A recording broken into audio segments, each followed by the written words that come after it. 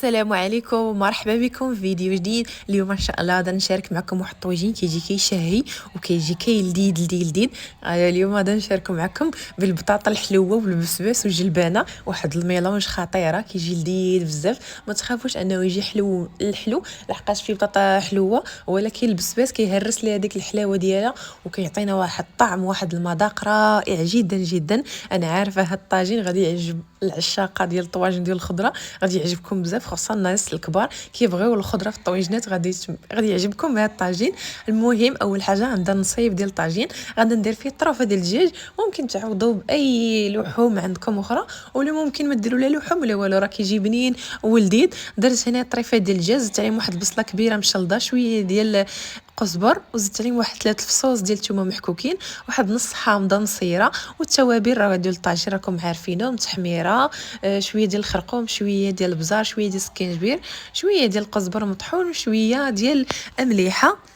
الا التحميره ما درتهاش. المهم انا كندير الطويجات كندير فيهم تحميره باش ما كتبقاش ديك الصفوره ديال الخرقوم بزاف. المهم راني ما درتهاش هنا.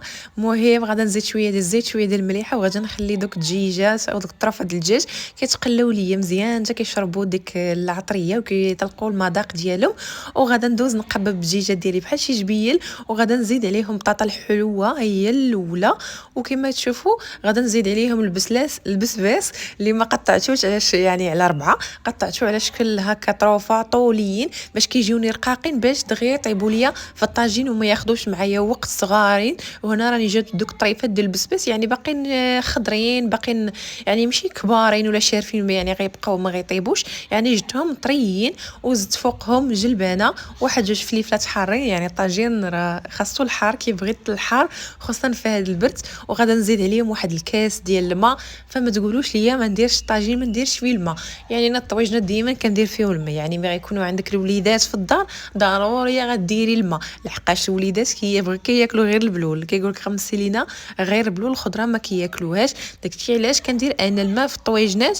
وخصوصا هذا البسباس يعني كيبغي شويه ديال الماء باش كيجي شارب داك المذاق ديال العطريه والمذاق ديال الدجاج. وكنزيدوا مليحه من الفوق باش ما يجيناش داك البسباس مسوس، وشويه ديال البزار كنغطيو عليه على نار مهيله كنخليوه يطيب. صافي راه شفتوا كلشي جا طايب، لا جلبانه ولا البسباس، تبارك الله الخضره طريه وباقا جديده فطيابه دغيا كطيب ما تخموش. هذا هو الطويجين ديالنا، كيجي بنين وليت صراحه بنين بنين بنين ما عندي ما نقول، لحقاش انا من العشاق ديال البسباس، كيعجبني البسباس بزاف بزاف بزاف. ومع عندك البطاطا الحلوه كيجي يا سلام.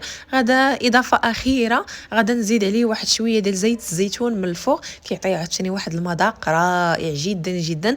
كنصحكم تجربوا هاد الطاجين وتردوا عليا الخبار وتقولوا لي كيفاش جاكم هاد الطاجين، ولا كنتوا اول مره كتشوفوا المحتوى ديالي. ما تنساوش ديروا متابعه، تفعلوا الجرس، وديروا لنا جيم، ما تنسوناش من جيمات، جمجموا لنا الفيديو باش يطلع ويشوفوه ناس اخرين، لحقاش ديك جيم كتكون مهمه بزاف في اليوتيوب. لحقاش الفيديو الا لحتيه يعني اول مره كتلوحيه وشافوه الناس يعني تفرجوا فيه، ولكن ما داروش فيه يعني ما داروش جيم، داك الفيديو ما كيطلعش وكينزل لتحت، يعني كيتحسب انه فيديو يعني ماشي مهم وما كيقدم حتى شي استفاده. داكشي علاش اليوتيوب كينزلو لتحت وما كيطلعوش وما كيوصلش يعني ناس كبارين. بالعكس الا كانوا فيه الجيمات والناس كتفرج وكدير الجيم وكتفاعل مع الفيديو، هادشي كيوصل للفيسبوك ماشي الفيسبوك، اليوتيوب كيقول ان هذا الفيديو كيقدم محتوى زوين وكيقدم افاده، فكيعاود يطلع علينا هذا الفيديو كيطلعوا باش كيوصل الناس اكثر وكينجح. هادشي علاش كنقول لكم ديما بقاو ديروا جيم، يعني ماشي المحتوى ديالي انا.